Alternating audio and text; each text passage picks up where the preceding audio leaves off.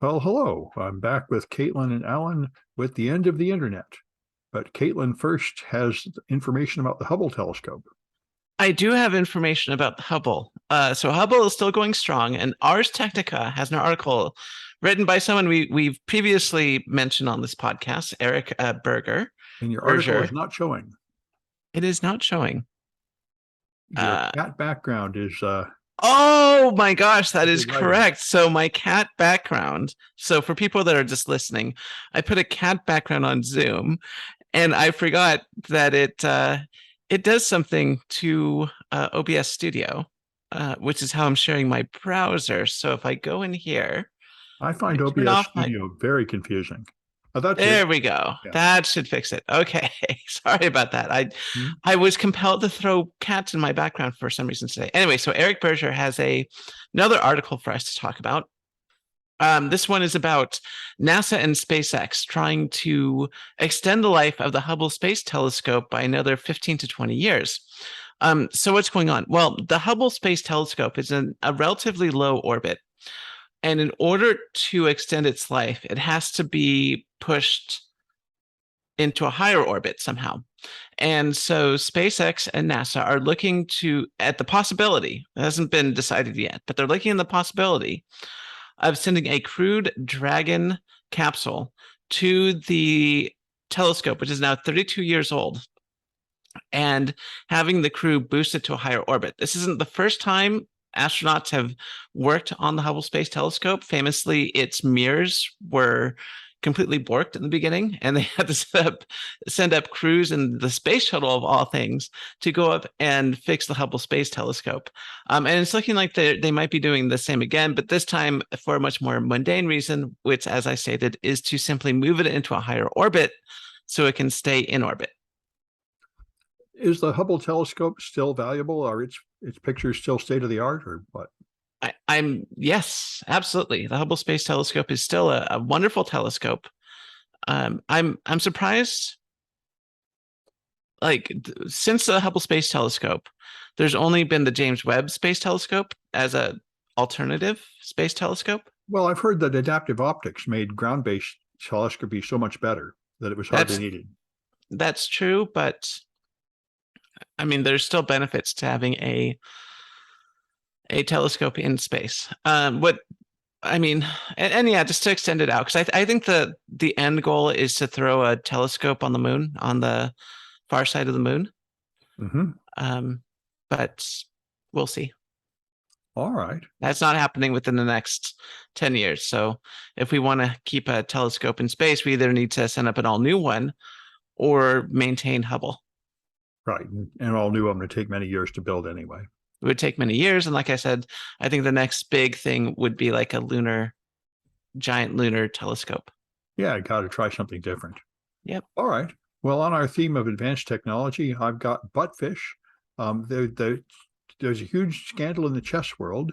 The reigning champion refused to participate in a game against his very young opponent, who has admitted to cheating in the past on the grounds that he is cheating. And now that AI is better at playing chess than humans, if a championship chess player could only get hints from an AI running on the internet, they could win. And they're accusing him of doing this by some secret hidden method. And the method that is popularly accused is that he has a computer-controlled butt plug, which is vibrating, giving him clues. And so, naturally, the hacking community responded immediately by writing that software. That's what buttfish is. It is the software that will control a butt plug and use Morse code to telegraph chess moves to you by this means. So I haven't tried it, but if anyone does try it out, let me know. I don't know if it works, but it sounds like a revolutionary step forward in cheating. And it makes me think of all the countries where they have huge problems cheating on tests, like here at West Point, and in Asian countries where your whole life depends on one test and people have all these exotic ways of cheating. I think this software might prove to be pretty popular. Anyway, then we can move on to Alan, who's got Russia's surveillance state. Yes, I'm looking forward to hearing more about this buttfish technology. It sounds It may revolutionize things. Absolutely. On a much more serious note, the New York Times has a rather lengthy multimedia article on a data dump that DDoS Secrets pulled off back in March, shortly after Russia's continued and renewed invasion of Ukraine. DDoS Secrets, which is famous for aggregating or collecting, dumps of secrets, posted a huge dump from the Russia's regulator Roskomnadzor, which is responsible for regulating the internet, among other things there. And this dump is not for everything from Roskomnadzor. It's specific to a particular region, or I should say republic, Bashkortostan, which is in the southwest of Russia. It's not autonomous. It is a republic, but it is not autonomous. So it's part of the Russian Federation. And it's alarming up to the point you realize that it is Russia, which is, of course, a dictatorship under Vladimir Putin. And Putin has leveraged all of the powers and resources of the government in order to suppress dissent. And there's quite a lot of it over the years, although it's been mostly stamped out over the past decade. And Roskomnadzor is an important part of that. It's the most important part of that when it comes to regulating speech online. And so this article goes over some of the methods that they've used, and in particular, the impact it's had on certain people. A number of Russian citizens who've been critical of the Putin regime have been drummed out of the country, intimidated, or killed, as the case may be. Right, pushed out of a window seems to be a popular way. Yes, quite a few people recently, mostly business people, executives, have had mysterious falls from hospital windows, have been found dead on their balconies, have taken tumbles downstairs, and it's all happened just within the past 6 months since the invasion of Ukraine, renewed invasion of Ukraine. It's very peculiar. People who didn't seem to have any particular health or mental health issues prior to their untimely deaths. Well, no, I think you could argue that criticizing Putin counts as a mental health issue. Well, yeah, or not criticizing, as the case may be. But at any rate, yes, this Roskomnadzor is not as sophisticated as China's firewall, the so-called Great Firewall of China. There's a lot more manual work that needs to be done. But apparently there are quite a few people working at Roskomnadzor now, and they are able to catch a lot of this social media traffic in particular over Facebook and Twitter and Telegram and such. And now, of course, users in Russia are blocked from accessing Twitter and Facebook, but there's still VKontakte and Telegram, and so and there's more dissent these days too, especially with this latest mobilization call up of a week ago. More and more people are daring to express some criticism, and are even going so far as to call this invasion a war, which is illegal in Russia currently. Don't a lot of people just use VPNs to punch through? Well, that requires a certain level of sophistication, and a lot of people don't have that, not just in Russia, but anywhere. Yeah. But do they have cameras everywhere? And all that? Well, not like San Francisco. Yeah, that's what I wondered. Okay. Yeah. It's mostly just internet surveillance then. That's right. That's right. Okay. Well, let's go to Caitlin, who has the top story, the end of the internet. Or maybe it's going to be even better for the internet. We'll see how this works.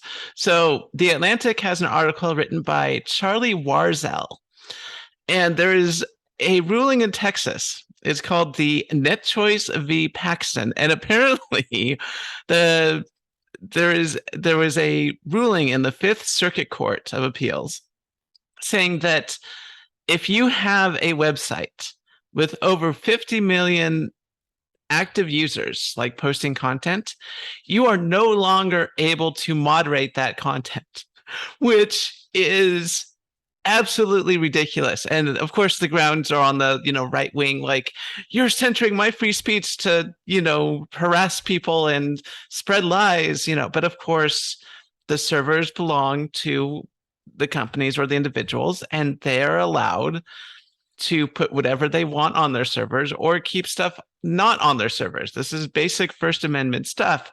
How the Fifth Circuit Court of Appeals managed to make this decision is mind-boggling. This is on. I mean, we're not talking about this as much as the recent Supreme Court decision to overturn Roe v. Wade, but it's on that same level of what the hell are they thinking?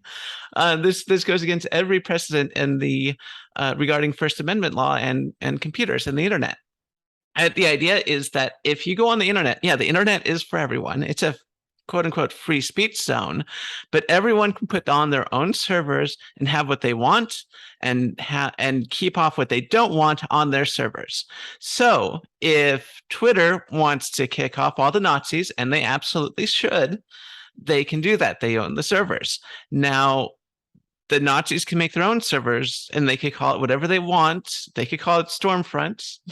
Just saying, and they could host their own Nazi stuff on their own Nazi servers, and that's the way the internet currently works. Now, if this law becomes standardized and large services can no longer moderate content, this becomes, as the article put it, a litigation DDoS attack, because YouTube, for example, would not be able to take down content that actively targets individuals, that actively, spreads hate, that spreads lies about people, slander, stuff like that. I mean, you might make the argument that, okay, like maybe if it's like terrorist or breaks some federal law, they might be able to take it down. But there's so many things that don't technically break the law that they can be, sued over. Like I said, slander, that kind of stuff. Spreading lies about about your opponent. And of course, one of the big things that's going on is that our social media is being weaponized against the public by, foreign agents. So they would have no way to stop like China and Russia from like interfering with our elections and stuff like that. I mean, it is a nightmare. I have no idea why this is happening, but the reason now this article says this is the end of the internet. I'm thinking this could be awesome for the internet, actually, because what would happen is that the internet would simply just go back to like the pre-Web 2.0 era, where you would no longer be able to like post videos on just YouTube. If you wanted to post videos on the internet, you would have to get your own website, post your own stuff, have your own blog, not let anyone else post on it. It would actually be kind of awesome now that I think about it. So, well, I'm glad to see us returning to our lanes here. I can now take the fascist side. This is not completely insane, and it used to be the law that in any public medium, if you presented a political view, you had to present the opposite view and give it equal time. And that was removed, I think, in the 80s. But this is the internet, which is about, and the big issue has been all along whether the internet is subject to FCC rules. No, well, the thing is, this is a private server. Well, right. But that's the point of the 50 million thing. Their argument is, and I think it's a fair argument, that after the time an internet social network gets big enough, it becomes a public service like the old 3 networks used to be, and perhaps there should be some laws regulating who you're allowed to kick off. I mean, I'm not in favor of this because it's all about Donald Trump, and I don't know why they don't just write a law specifically naming Donald Trump, but it's not completely insane to say you would not allow, after a network gets big enough, it then becomes a public square and you now enforce some rules on it like this. It's a private server. It's always been a private server. I mean, I would understand those laws regarding things like the FCC website, which is owned by the public. Right. And the FCC, okay, you could argue that, it's a public website, anyone's allowed to post on there, whatever. But when you have private businesses, and when I own my house, yes, it's technically on government land. You could say the government is anything within the, United States, but it's my private property. I can have anything. I can choose what is in my private property. Even if it becomes very popular, even if I have all my friends over, I can still choose who comes in, who gets to speak, etc. Kick them out if they're being rambunctious. It's my property. No, I don't agree at all. At a certain point, especially since we don't enforce antitrust laws anymore, you become, for example, if you want to advertise anything, you have to use Facebook or go broke. That's it. They dominate it to that extent, and Amazon dominates sales, and Twitter dominates politics to an incredible extent, where Donald Trump won largely because of Twitter. So I mean, I think, and same thing's true if you make a car and you only sell a few of them. There's just once you become the standard, like a monopoly, then the government feels a need to limit what you can do, and I think that's fair. Okay, so I think we're veering a little bit off course, because I agree. Laws and regulations are very important. Obviously, like I said, I own my property. I cannot turn my property into a nuclear waste disposal site, because that would endanger people around me, right? But we're talking very specifically about First Amendment laws and how that applies. Twitter and Facebook is what this is about. This is all about Twitter and Facebook, but this is all we're only talking about First Amendment laws. And so yes, absolutely. Oh, well, the First Amendment doesn't apply, and so they're trying to write another law that would apply. Well, go on, Alan. I want to step in here because this ruling seems to have forgotten about Citizens United. And if you'll recall, Citizens United, in effect, ruled that the Supreme Court in Citizens United, in effect, ruled that corporations are people and they have First Amendment rights. And so that for that reason, companies are able to contribute to political campaigns, for example, because they have the First Amendment rights that are afforded to individuals also.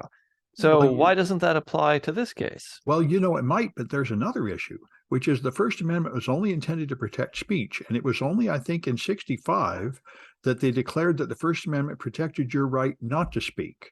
And that is sort of an extrapolation from the amendment, very much like the extrapolation that led to Roe versus Wade. And I wonder if the Supreme Court would overturn it. Well, I have nothing to say to that. Except it does seem awfully contradictory. Yeah. Like I said, this really contradicts and I'm not a lawyer, so I can't. Don't take my word with a grain of salt. But everything I know about First Amendment cases, which tend to be very popularly known, that this ruling basically ignores all precedent. Yeah. It's interesting. I think what they want is just to restore the equal time provision, which was legal and enforced through the 70s. But anyway, but keep in mind too that the reason first of all, I'm not for the equal time provision that just gets abused, but the reason why the FCC would regulate such a thing, or they regulate the airwaves, is because the airwaves belong to everyone.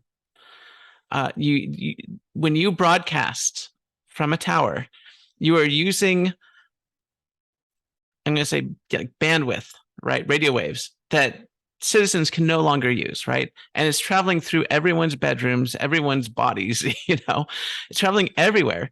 And, and therefore it belongs to the public. What happens on a server is strictly belongs to whoever owns the server.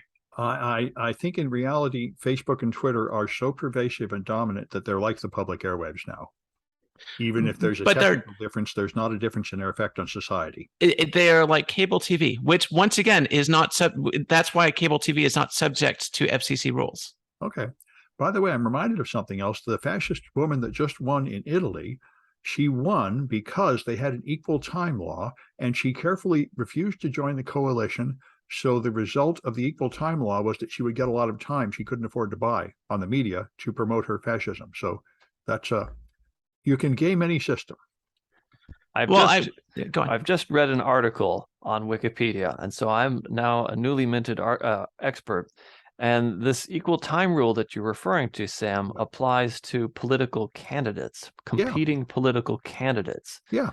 not larger political statements or expressions of political views or ideology. Well, sure, but this was all about Donald Trump getting kicked off Twitter.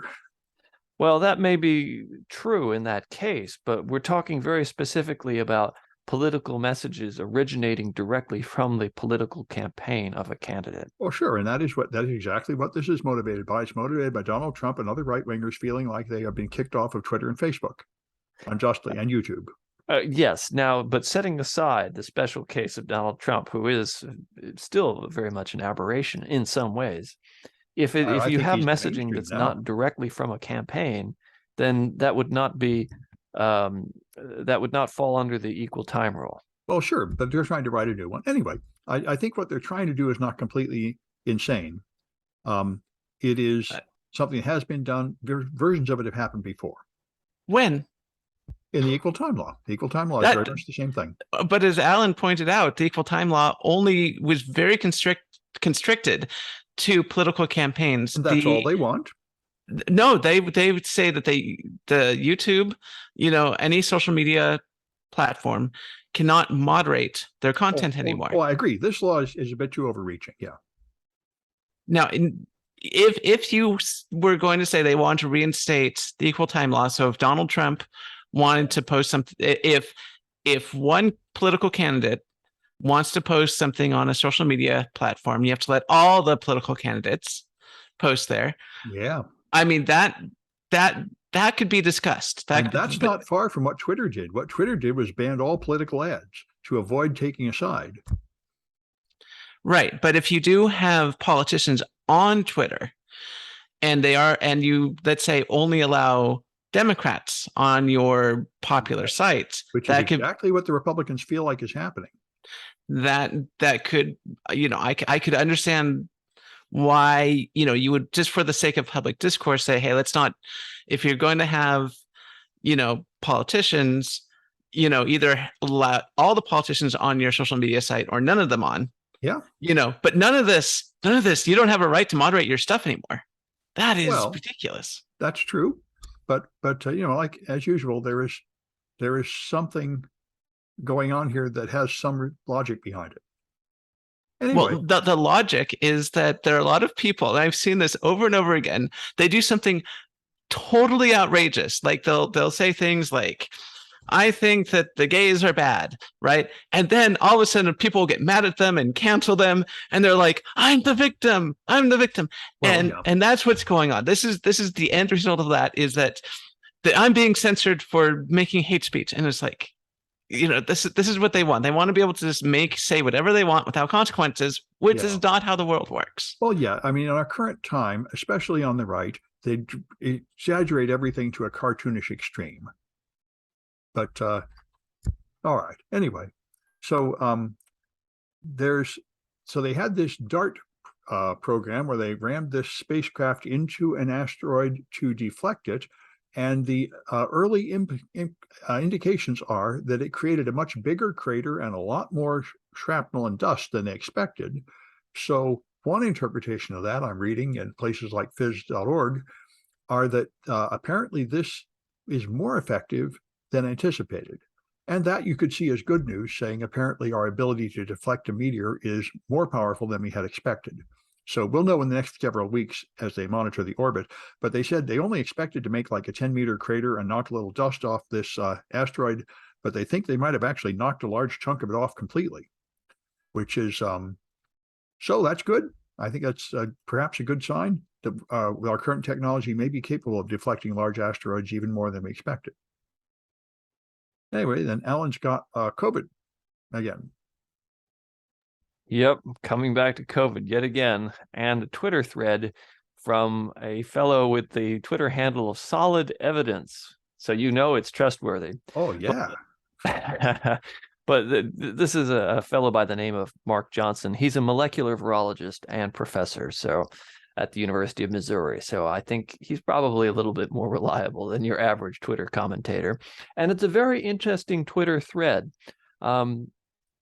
Because he's looking at sewer sheds. This is the focus of his research, apparently. He's looking at sewer sheds, which is the sewer equivalent to a watershed, and doing a lot of monitoring of the sewage for COVID and sequencing the different COVID strains. This is one of the wonders of biotechnology these days, is that not only can you detect tiny trace amounts of viral particles in the sewage, but you can even sequence it to figure out, well, which strains or which variants of COVID are circulating within a population that contributes to the sewer shed.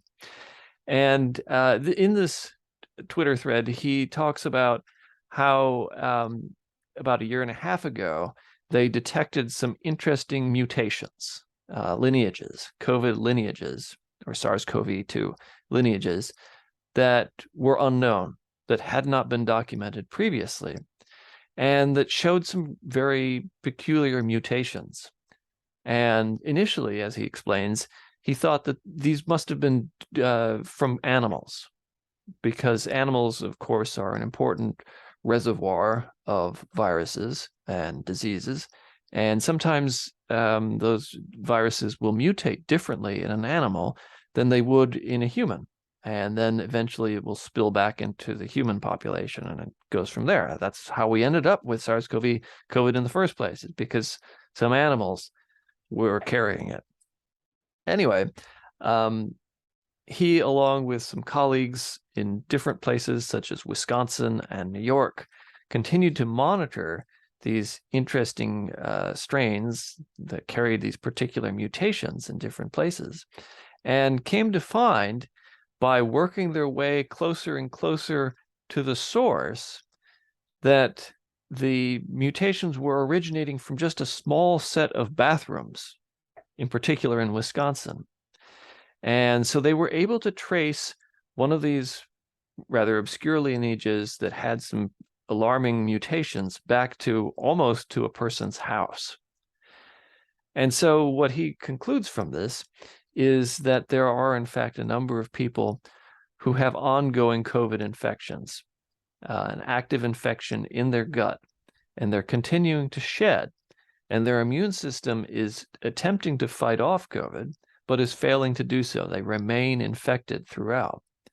And what's happening is that these people presumably are vaccinated, and they are able to mount an immune response, but the virus is able to out-evolve, out-mutate the person's immune system. And so the virus is developing certain traits that make it more immune evasive, not only to the person with that infection, but ultimately to other people too. That doesn't mean that in every one of these cases, like in Wisconsin, that there's a new outbreak of a new variant of concern. But what Mark Johnson outlines in this Twitter thread is that there are, in fact, a number of different variants that seem to be exhibiting a convergence in their evolution, that all these different variants are finding particular sites on their spike protein where, if they just make the viruses make a little tweak here, a little tweak there, then they're able to evade an immune response. And so this is also a way for scientists to predict which variants may have greater success in the future. So we've seen BA4, BA5, we've seen a comeback of BA2 with 275. And interestingly, all of these different variants have some attributes, certain locations on the spike proteins that are helpful to further spread. And then he goes on to identify certain variants such as BW1, BS1, BR2, and also BQ11 that are similar to previous Omicron variants, but have a few key mutations in their spike proteins that make them more immune evasive than even, say, BA4, BA5, and BA275. And so it's an interesting case of how the virus is continuing to evolve and evolve rapidly, and the mechanism by which it's doing so, and how all of these different variants are converging on certain mutations at particular locations on the spike protein. So you're suggesting that COVID is not over yet, Well, no, apparently not. contradicting our And we fearless are, leader. pardon? Contradicting our fearless leader. Yes, contradicting our leader, indeed. And in fact, thanks to sewer shed monitoring, it looks like COVID's starting to pick up again in some places, like in the Boston area. So, and this is to be expected because it's fall, soon to be winter, and in colder climates, people are going to be indoors more, and so that's more opportunity for COVID to spread. And I don't see a lot of people wearing masks, even here in health-conscious San Francisco. So, Even at the it's college where bound they're to change. supposed to. Pardon? Even at the college, when I walk around, half the students have no masks. Yeah, and the campus police aren't bothering to enforce. So Yeah. that's where we are now. Well, from what I've heard, there is no mask mandate anymore. There isn't any mask mandate in hospitals anymore either. Yeah, right, for hospitals. But I thought there was still a mandate at City College. I don't think anybody knows. Well, There's not much organization at the college. I got a very grumpy email about this, and so at least as of a few weeks ago, there was still something in place. Yeah, it could be. All right. Right. And so Caitlin has got Facebook. Yeah, well, actually, I have the Chinese on Facebook, which is even better. Always a good thing. So Jessica Guin has an article on phys.org talking about how Facebook and other social media networks are seeing an influx of new Chinese campaigns to influence American elections. So what happened is that Meta and a few other social media giants like Instagram and Twitter took down just a few Chinese-based social media accounts that were trying to inflame citizens.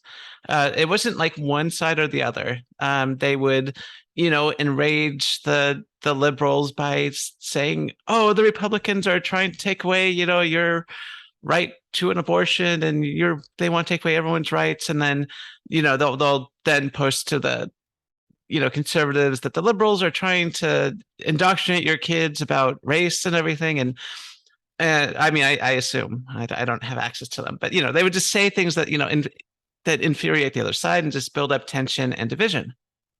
And what's interesting is that this isn't anything new. Russia's been doing this for a while, but it looks like China is starting to look into this as well. So that is something very concerning. And in fact, I've been seeing this a lot. I unfortunately, I'm not going to say how this happened, but I ended up in a conversation with a conspiracy theorist. And somehow this conspiracy theorist it comes from the Midwest, believes that, the government's out to get you and everything like that, but thinks Putin is the greatest person in the world, and Ukraine is totally at fault, and they were up to something bad because Putin is so great, and he would never do anything to Ukraine without good reason. And I'm like you've been targeted. You are the exact person these people are targeting for this stuff, and it works. It gets people who would never think in 1,000 years would advocate for America's enemies to be advocating for America's enemies. I mean, it's ridiculous. And then, of course, the other big thing, of course, is that they want to just sow division. So there's a lot of political strife in the United States. And if there's enough political strife, it can lead to things like the January 6th insurrection. So it's a good weapon that they're using. And it looks like China is getting in on the action. It's pretty bad if China is doing it because, I mean, China in the past just tried to influence statements made about China. If they're down to just trying to tear down our society entirely, that's a new level of hostility. Right. Yeah. So previously, China was on social media and they would put out statements trying to make China look good. Right. And complaining about anybody that criticized China, which is, more understandable. Which is understandable. But it appears that they're at the very least looking into or experimenting with systems to drive division. Imitating Russia. Correct. Yeah. Not good at all. And probably having to do with Xi's reelection and Taiwan. I imagine so. I imagine this has a lot to do with Taiwan, actually. Yeah.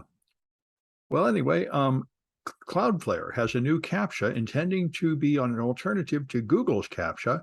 And the idea of this one is that it will not make you choose the pictures of a lion or all those crazy things. It will just subtly detect whether you are human or not by measuring subtle things like how you're moving the mouse or something.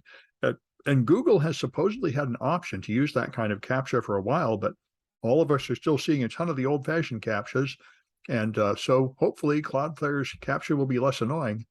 It is, in fact, very irritating to me and my students and everybody to constantly be trying to read twisted letters or find the pictures of something that are hard to see to prove that you're human.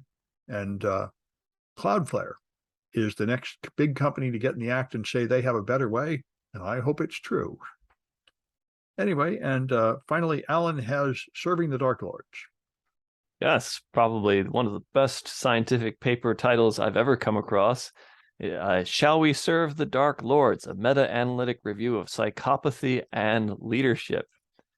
It's become something of a cliche these days to say that successful CEOs of corporations are psychopaths. You hear this repeated again and again in the popular press.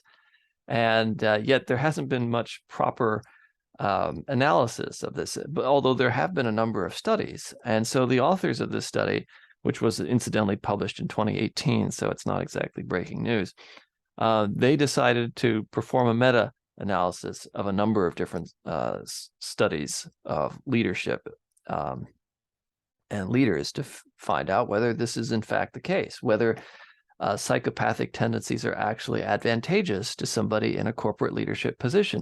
And it does actually make some sense because, well, what are some of the characteristics of psychopathy?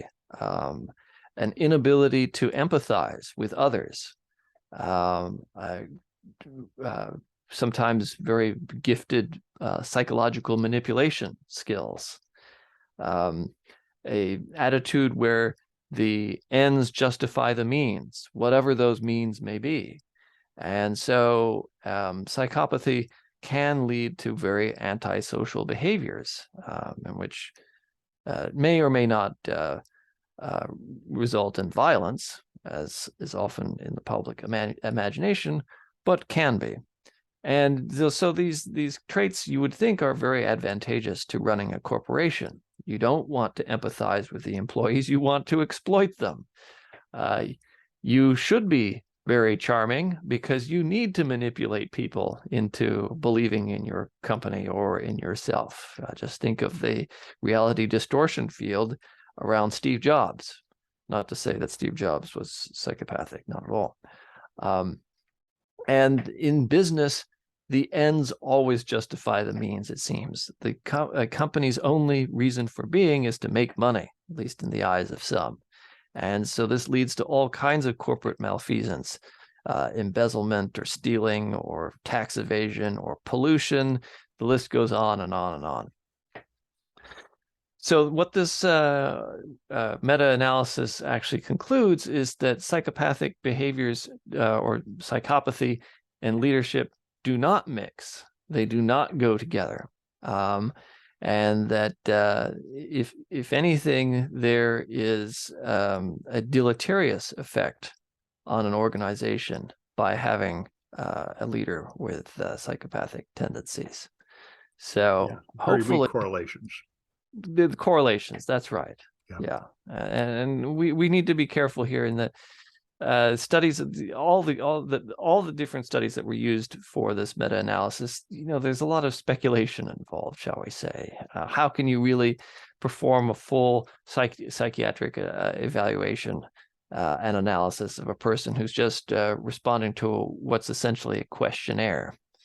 But there's still some value in this, and there have been a number of different studies that have looked at this.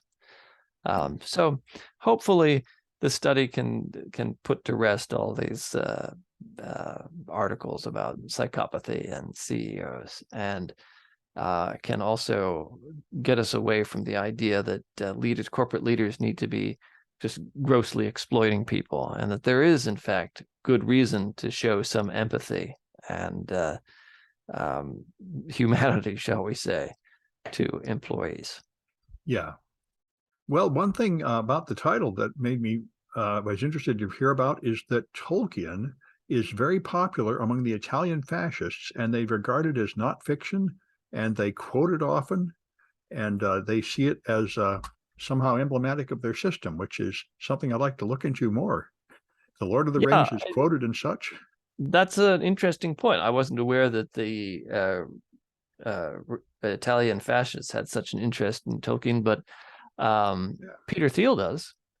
And Palantir, the company Palantir, that word Palantir is some seeing That's right. stone. Yes, From, these are the American fascists. Yeah. Yeah. So there are some interesting overlaps there. Well, and you think about Tolkien, it's all pretty much praising British imperialism, I suppose. I mean, you look at it that way.